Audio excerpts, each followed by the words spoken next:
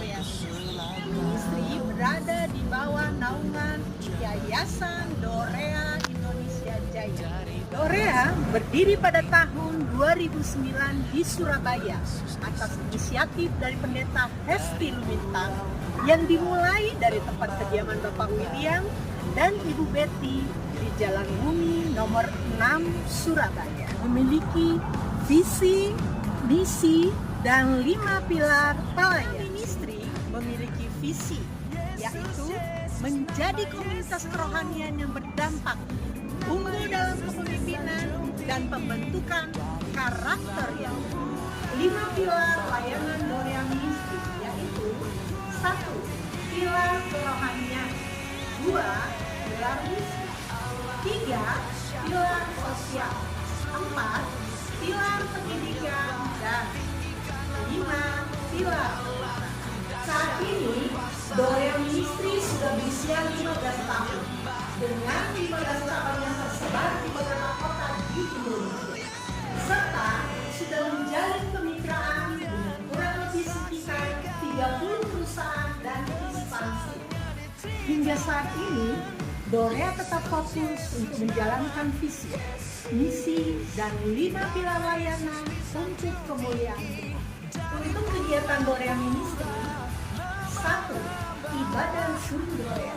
Ibadah pagi setiap hari Senin, Rabu dan Jumat, berangkat sampai dengan syukur berpuasa.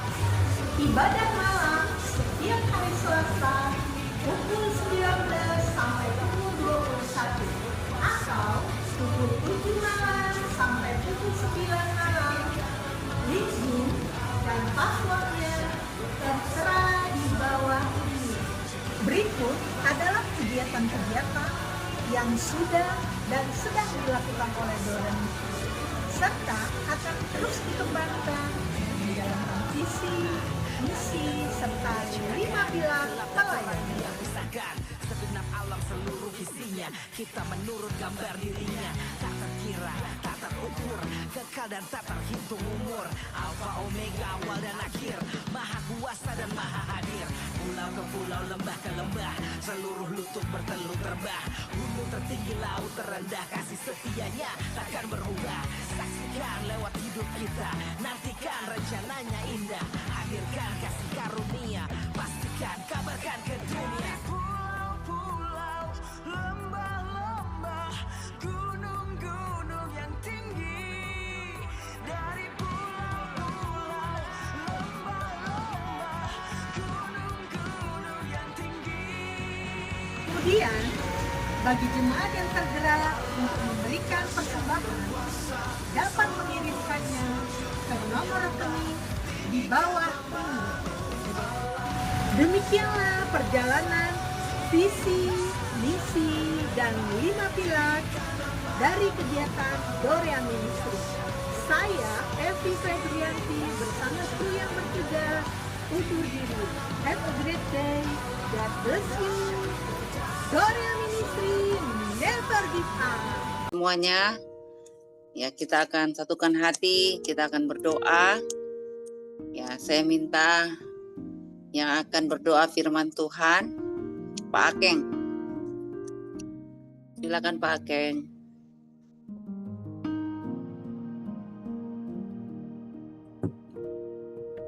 Selamat malam Bapak, selamat malam Roh Kudus. Terima kasih Bapak, kami bertemu di Zoom bersama kawan-kawan.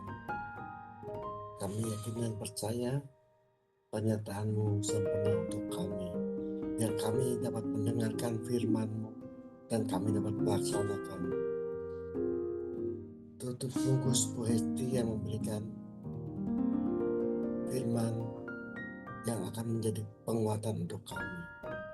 Terpuji-pujilah Allah kami yang hidup. Haleluya.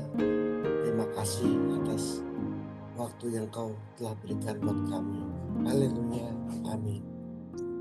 Amin. Puji Tuhan. Shalom, selamat malam semuanya. Saya percaya semua kita diberkati Tuhan. Oke. Tidak berlambatan, mari kita buka kebenaran firman Tuhan di dalam Roma pasal yang ke-12, ayat yang kedua. Roma pasal yang ke-12, ayat yang kedua.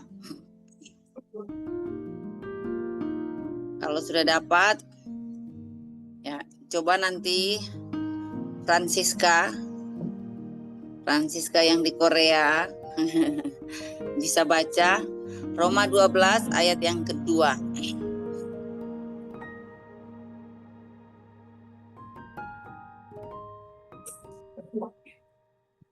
Roma 12 ayat yang kedua.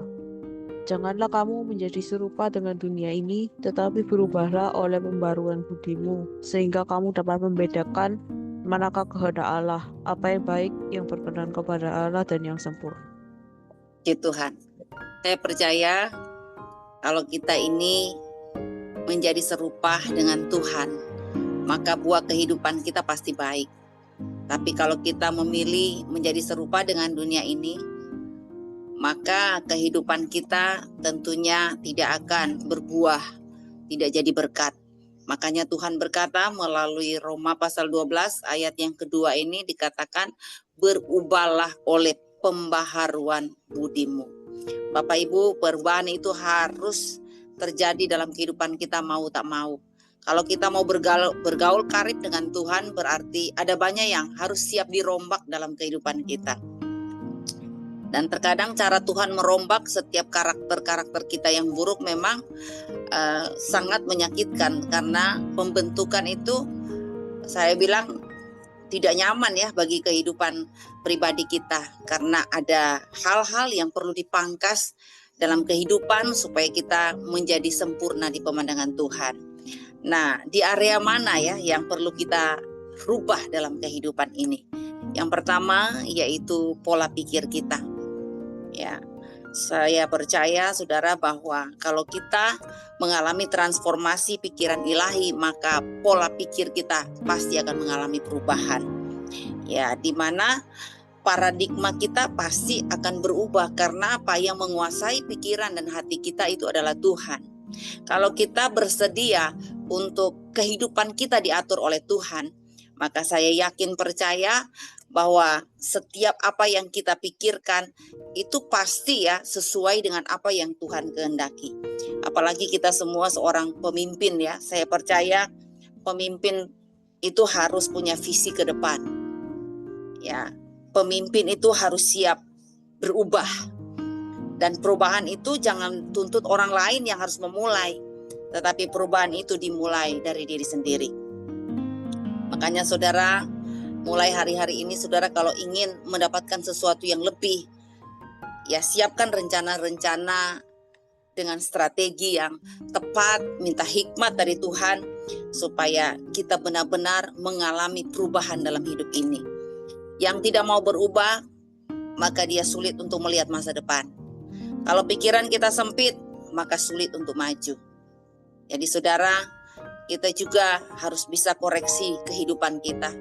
Kita harus mengelola setiap apapun yang Tuhan percayakan kepada kita dengan melibatkan Tuhan untuk senantiasa mengatur jalan hidup kita. Ya, kita juga benar-benar harus mempersiapkan pikiran kita ini saudara supaya selalu tertuju kepada Tuhan.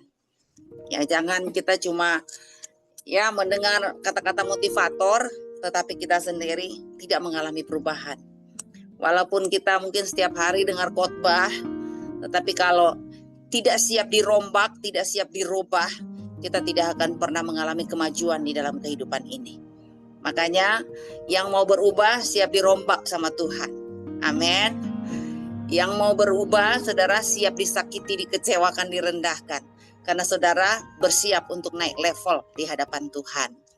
Ya, kemudian area mana juga yang perlu dirubah dalam hidup saudara? Ya, tentunya adalah kebiasaan. Jangan pernah kita bermalas-malas atau menunda-nunda waktu. Karena sebenarnya kita malu ya kalau Tuhan bilang belajarlah kepada semut. Bagaimana semut harus bekerja keras setiap hari. Dia binatang yang paling kecil ya dibanding gajah gitu. Tetapi kenapa Alkitab mengatakan belajar kepada semut ya? Manusia yang punya otak, yang punya segala-galanya, bisa menciptakan pesawat, bisa menciptakan hal-hal besar di dunia ini, tetapi Tuhan sampai bilang belajar kepada semut. Belajar apanya? Belajar dari kesetiaan mereka dalam mencari nafkah, ya, dalam ketertiban, kedisiplinan. Wah, luar biasa. Makanya saudara, gemarlah untuk melakukan hal-hal yang membawa saudara pada kemajuan. Jangan hanya gemar buka-buka Facebook. Jangan gemar melihat notifikasi orang. Jangan cuma gemar untuk apa? Menggosipkan orang. Jangan cuma gemar apa saudara? Mencibirkan orang gitu saudara. Kebiasaan-kebiasaan buruk itu harus dirubah. Belajar saudara untuk ya kalaupun kumpulah dengan orang-orang yang tepat, yang bisa sharing, yang bisa tukar pikiran, yang ya saya katakan sharinglah dengan orang-orang yang punya pemikiran yang tajam dan maju, yang membuat Anda itu pasti akan maju, karena firman Tuhan kan sudah berkata, siapa bergaul dengan orang bijak tanpa bijak. Tapi kalau Anda bergaul dengan orang salah, menggosip, ya, Anda akan melihat ya kebiasaanmu akan digiring oleh hal-hal yang tidak baik karena komunitas yang tidak baik. Mari ciptakan kebiasaan ya, mungkin di pagi hari. Kebiasaan-kebiasaan kecil itu akan membawa saya dan saudara pada perkara-perkara yang besar. Kenapa? Bangun pagi, Anda bisa tentukan ya jam untuk saudara berdoa. Bangun pagi seperti Yesus sudah pernah ajar. Bangun pagi-pagi, dia menyingkir dan berdoa. Artinya Yesus memberikan teladan untuk ambil tindakan, untuk masuk dalam hadirat Tuhan, untuk bergumul dan berdoa. Saya percaya saudara ya, kalau kita sudah punya kebiasaan bangun pagi berdoa, ya kita akan rasanya janggal kalau seandainya kita bangun tanpa berdoa, iya kan? Rasanya ada yang kurang. Sama seperti saya nggak ikut 1 hari saja untuk tidak ikut Zoom di pagi hari yang Senin, Rabu, Jumat, saudara. Rasanya saya nggak ketemu saudara itu lama gitu loh, saudara. Karena sudah biasa ya. Jadi kadangkala saudara ya jujur ngomong, karena sudah kebiasaan dengan Zoom pagi, kadangkala saudara, Selasa pagi saya buka Zoom, saya bilang kok belum ada orang yang masuk ya. Padahal saya baru sadar itu hari Selasa, haleluya. Ya. Saya pernah telepon ya kepada admin. Saya udah masuk, kok nggak ini ya, cuma muter-muter loading ya. Saya telepon sama admin, kok aku nggak bisa masuk sih? Doa pagi kok error ya, kayaknya saya punya HP gitu ya. Wah, aku diketawain ya. Admin bilang, Bu sadar Bu ini hari Kamis. Karena apa? Segi kebiasaan.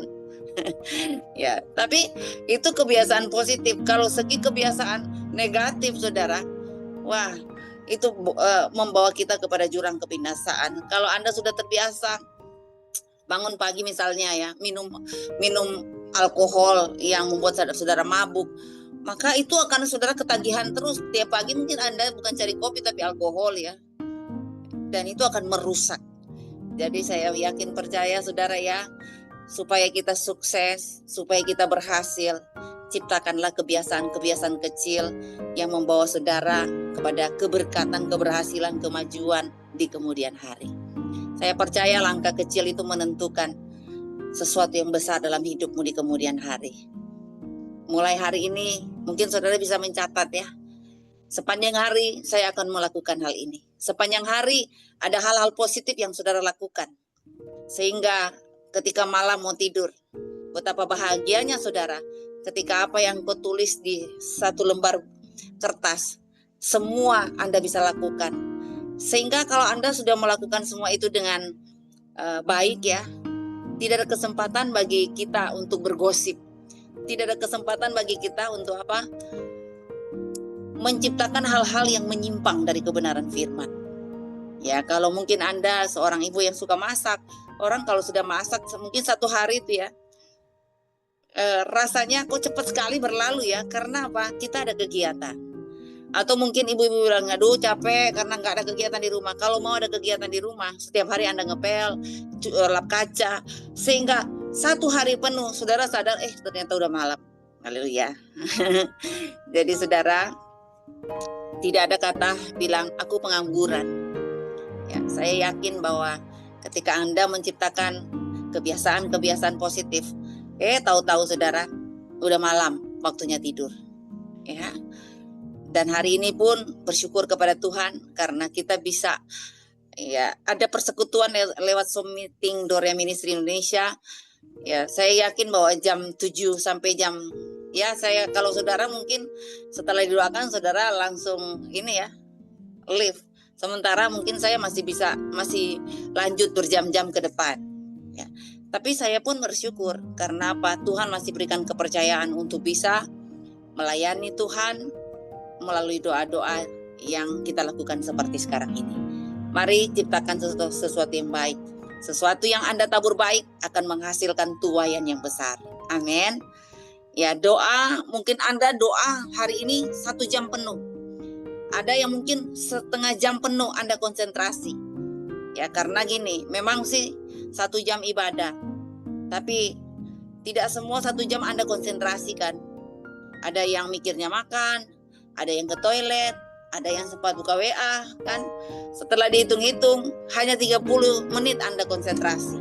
Tapi tahukah saudara, 30 menit yang Anda berikan buat Tuhan, itu merupakan discovery. Untuk saudara bisa melihat ini berguna untuk 30 tahun ke depan. Amin.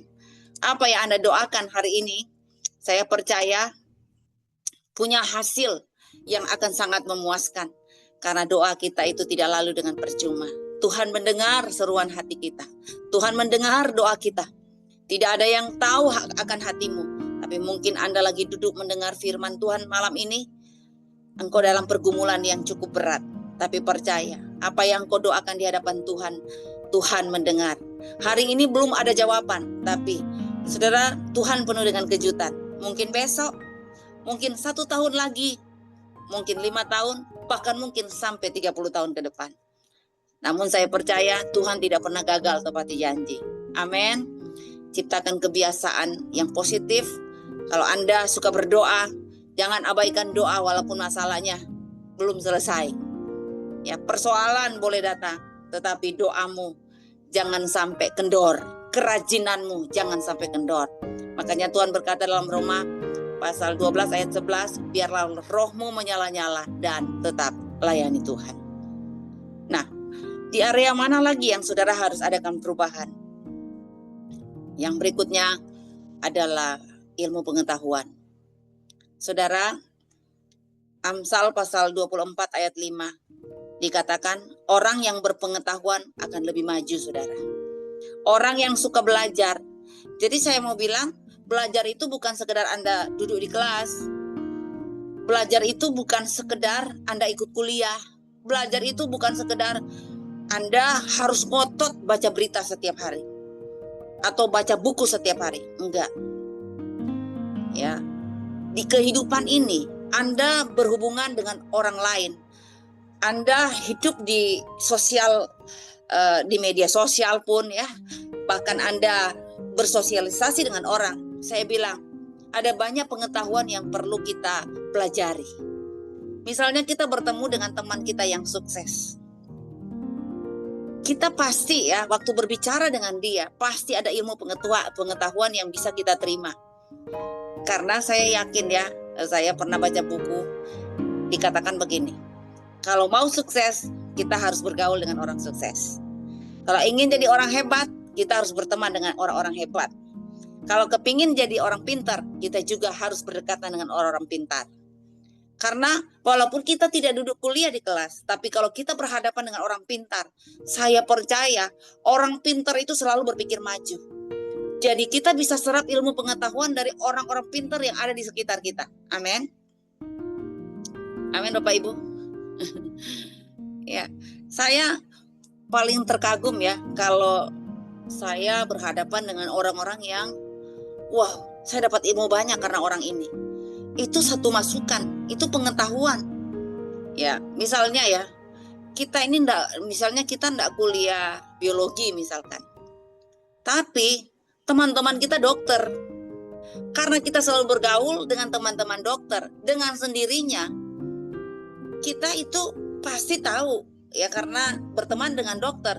Sakit kepala minum obat apa ya? Pasti dokter akan menjelaskan, oh lebih bagus obat ini karena efeknya begini, karena saya bilang obat ini berfungsi sebagai ini. Akhirnya apa? Kalau kita selalu bergaul dengan dokter, jangankan selalu bergaul dengan dokter. Anda yang berpenyakit yang selalu konsultasi dengan dokter, Anda pasti banyak tahu tentang anatomi tubuh, bahkan Anda juga paling tahu hafal dengan obat-obatan. Betul? Ya. Jadi hari ini saudara, gunakan kesempatanmu, waktumu, jangan buang percuma, tetapi belajarlah lebih banyak. Ya. Baca firman. Yang terpenting adalah saudara harus pelajari firman Tuhan. Karena firman Tuhan itu segala-galanya dalam hidup saya dan saudara. Firman Tuhan itu terkandung banyak hal. Bisa menjawab setiap pergumulan-pergumulan kita. Saudara, kalau kita melihat ada 5 jenis ilmu ya yang perlu kita pelajari. Ilmu tentang Tuhan yaitu teologi. Ilmu tentang manusia yaitu psikologi. Ilmu tentang binatang ya bisa biologi atau zoologi ya, atau ilmu tentang tumbuhan ya, botani dan sebagainya ya. Bahkan ilmu tentang benda yaitu fisika, kimia. Nah, semua itu perlu kita pelajari karena kita hidup di era di mana pikiran kita itu harus berkembang. Jadi ada banyak hal yang perlu kita pelajari. Saudara, kita yang percaya kepada Tuhan, ya tentunya kita menomorsatukan bagaimana kita harus belajar kebenaran firman Tuhan ya. Tetapi sekarang kan keadaan berbalik. Orang lebih senang yang nomor 5, fisika, ya, kimia. Karena orang selalu berpikir bahwa mempelajari fisika kimia itu is the best. Betul? Ya, tetapi saudara, bagi kita yang percaya kepada Tuhan, ya, Ibu Dewi katanya matematika. Bagi guru matematika, Ibu guru matematika pasti akan bilang matematika is the best. Ya, tapi kalau pendeta mungkin mengatakan teologi is the best. Ya, Bapak Ibu, sekarang ini dunia berubah. Orang lebih condong untuk belajar kimia, ya fisika, karena katanya ini pengetahuan tertinggi. Tetapi saya mau katakan pengetahuan tertinggi adalah tentang firman Tuhan. Ya, karena firman Tuhan ini adalah Tuhan sendiri. Dengan kita belajar tentang Tuhan, kita akan dapat hikmat yang luar biasa dari Tuhan. Karena dengan hikmat kita memiliki ketepatan ya dalam mengerjakan segala hal. Hikmat itu apa? Hikmat itu adalah ketepatan untuk kita mengetahui ketepatan waktu Tuhan. Takut akan Tuhan adalah permulaan hikmat. Jadi saya yakin ketika kita belajar tentang Tuhan, maka kita akan diberikan pengetahuan yang luar biasa. Kita akan menemukan hal-hal supranatural bersama dengan Tuhan. Ya, area mana juga berikutnya yang perlu kita adakan perubahan? Ternyata saudara, ini penting, spiritual. Ya, jangan kita hanya suka dengan ritual, tetapi kita juga harus tahu bagaimana kita harus bertumbuh secara spiritual di hadapan Tuhan. Jangan Anda sibuk kerja tapi tidak punya hubungan dengan Tuhan. Kejar uang terus, tetapi kita tidak membenahi kerohanian kita. Mari saudara ya, saya bilang belajar suka dengan perkara-perkara rohani. Karena ilmu pengetahuan yang sangat dalam itu saudara ada di dalam firman Tuhan. Ya, saudara, kita butuh sekali membangun keintiman dengan Tuhan. Karena ini kebutuhan paling penting dalam hidup saya dan saudara. Saya mengalami banyak hal ya secara supranatural dengan Tuhan. Ada banyak hal yang saya dapatkan ketika saya membangun hubungan yang intim dengan Tuhan. Apa yang tak pernah saya duga, yang tak pernah saya pikirkan, Tuhan bisa buka semuanya loh saudara. Ya, karena kekuatan, kedekatan kita dengan Tuhan membuat kita makin dipertajam. Saudara, coba saudara praktek. Ketika Anda bangun lebih pagi, membangun hubungan yang dekat dengan Tuhan, saudara berkomunikasi dengan Tuhan, memuji Tuhan, saya percaya Anda makin dipertajam loh. Jadi bukan karena Anda, nanti sekolah Alkitab terus dipertajam sama Tuhan. Tidak. Tapi dengan engkau membangun hubungan yang dekat dengan Tuhan, engkau benahi kerohanianmu, maka engkau akan lihat makin hari Anda dan saya makin peka, makin hari saudara bisa memahami hatinya Tuhan. Mari saudara, tidak ada kata terlambat. Bangun keintiman dengan Tuhan. Mungkin Anda sedang dalam kekeringan karena banyak masalah. Anda merasa Tuhan tidak menolong saudara sehingga mungkin Anda sumpek untuk berdoa. Saya mau katakan, jangan sampai kita trauma untuk ada di hadirat Tuhan. Jangan sampai Yesus jadi cadangan. Mari bangun keintiman dengan Tuhan. Ya, belajar untuk prioritaskan Tuhan. Karena kebutuhan rohani itu penting dalam hidup saya dan saudara. Ya, saya berani berkata ini kepada saudara bahwa makanan rohani itu jauh lebih penting. Ya, karena dengan kita belajar banyak hal tentang Tuhan, kita lebih dekat dengan Tuhan, maka pikiran kita ini akan selalu dituntun oleh Tuhan. Apalagi Anda pengusaha ya. Di kehidupan atau era sekarang ini banyak sekali kejahatan loh saudara. Ya, banyak sekali penipuan. Tetapi kalau kita itu dekat dengan Tuhan, maka kita ada roh yang bisa mempertimbangkan bahwa saya jangan menjalani ini, saya jangan terkecoh dengan tawaran ini, ya. Dan Tuhan bisa berbicara loh. Tapi bagaimana mungkin Anda peka, Anda sendiri tidak membangun kebenaran hubungan dekat dengan Tuhan. Anda tidak pernah baca kebenaran firman Tuhan, bagaimana Anda bisa peka? Saya percaya saudara, ya saya bisa melihat ya di sini banyak hal yang membuat Anda maju karena saya yakin karena Anda dekat, ada hubungan intim dengan Tuhan. Saudara, saya ini ya, kalau lagi dalam masalah memang berdoa aja ya saudara, nggak tahu mau mulai dari mana kan. Pernah kan saudara seperti itu ya, karena terlalu banyak masalah ya, terkadang ya kita mau mulai dari mana nggak bisa ya. Tetapi kan Tuhan selalu ajar bahwa merenungkan firman Tuhan bukan sekedar Anda selalu di kamar berjam-jam berdoa, tetapi dengan memuji Tuhan itu merupakan ungkapan perasaan atau hati saudara di hadapan Tuhan. Ya, ketika Anda lagi berbeban berat, tidak berdaya, ya coba Anda nyanyi di hadapan Tuhan. Walaupun fals, Tuhan akan denda saudara ya karena fals. Ya, tapi ketika Anda mungkin lagi berbeban berat, aduh saya paling senang juga dengan pujian ini ya. Ketika ada masalah, saya diingatkan Tuhan untuk apa? Kamu ingat nggak? Berkali-kali Tuhan tolong ke hidupmu. Jadi jangan sampai lemah. Karena hari ini engkau boleh menangis, tapi besok engkau akan alami sukacita bersama dengan Tuhan. Ya, engkau yang lagi berbeban berat, ya bisa nyanyi ini pujian ini. Ya. Ya.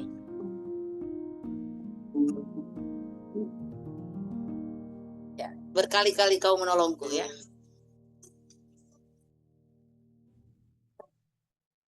Berkali-kali kau menolong, berkali-kali kau kuatkan dalam rasa sakit, engkau ada, Yesus setia.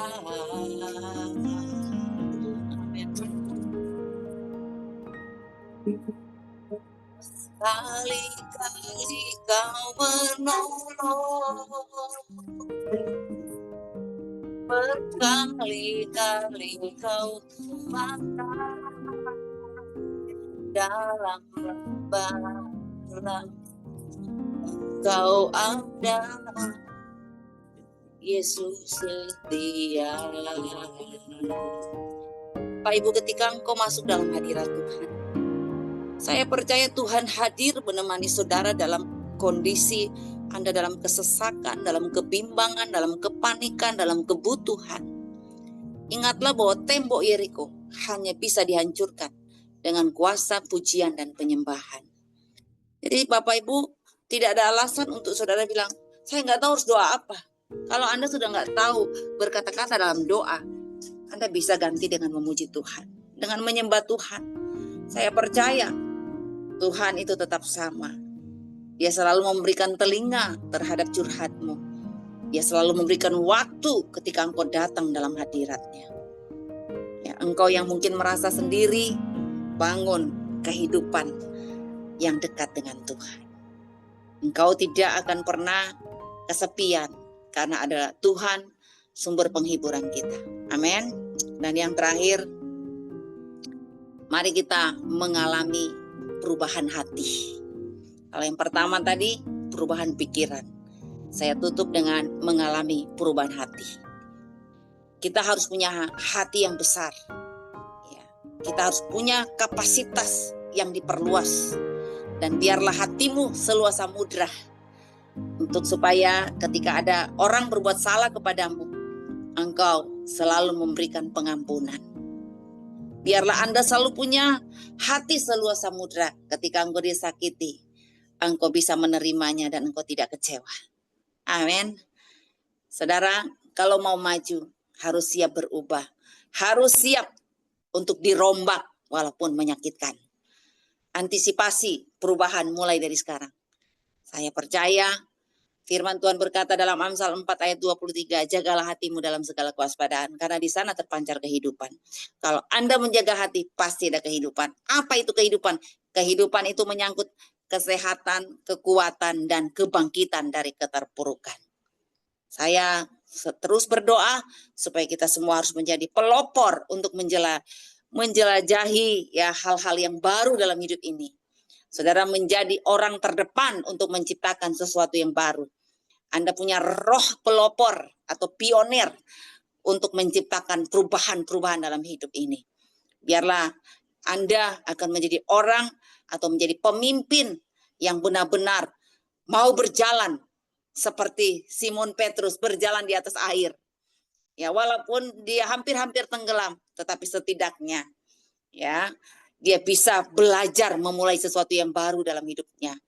Ada kalanya untuk memulai sesuatu yang baru, kita bisa saja jatuh, ya, bisa saja oleng seperti Simon Petrus waktu dia mengatakan, kalau engkau benar-benar Yesus, aku juga kepingin berjalan di atas air. Ya, walaupun waktu dia berjalan di atas air, ya, dia hampir-hampir tenggelam, tapi setidaknya Simon Petrus pernah berjalan di atas air. Amin.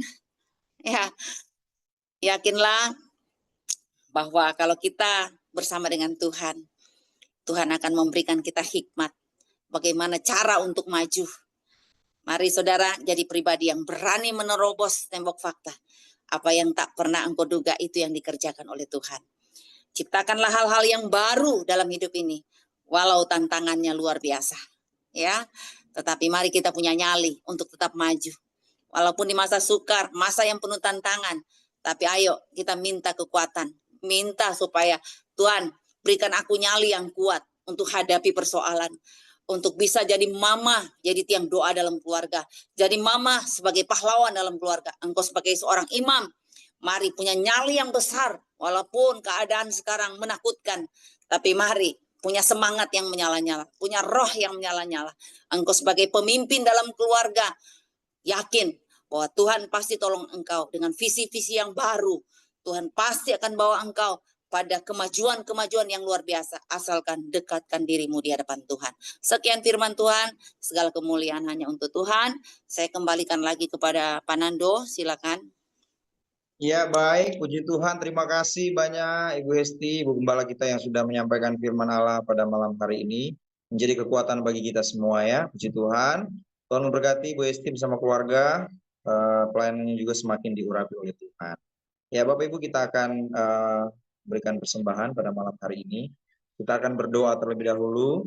Saya minta tolong Ibu Lydia Natalia ya, dari Bandung, boleh pimpin untuk doa persembahan. Silakan Bu.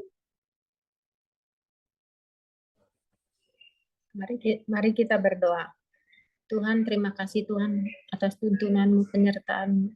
Terima kasih atas waktu yang Tuhan berikan.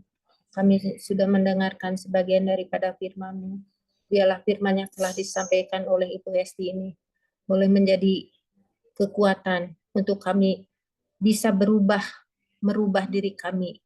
Bukan karena kekuatan kami, tapi hanya Roh Kudus yang mampu merubahkan kami. Terima kasih untuk firman-Mu. Biarlah sebentar kami akan memberikan persembahan. Biarlah persembahan yang akan kami berikan ini kuduskan, sucikan, boleh memperluas kerajaan-Mu. Terima kasih Tuhan. Dalam nama Yesus kami berdoa dan bersyukur. Haleluya. Amin. Ya, bagi Bapak Ibu yang memiliki kerinduan untuk bisa menopang pelayanan yang ada di Dorea Ministry atau Yayasan Dorea Indonesia Jaya, Bapak Ibu bisa memberikan persembahan lewat rekening BCA atas nama Geli Eliawati Purnomo dan Leni Maria. Ya, nomor rekeningnya ada di screen Bapak Ibu sekalian ya.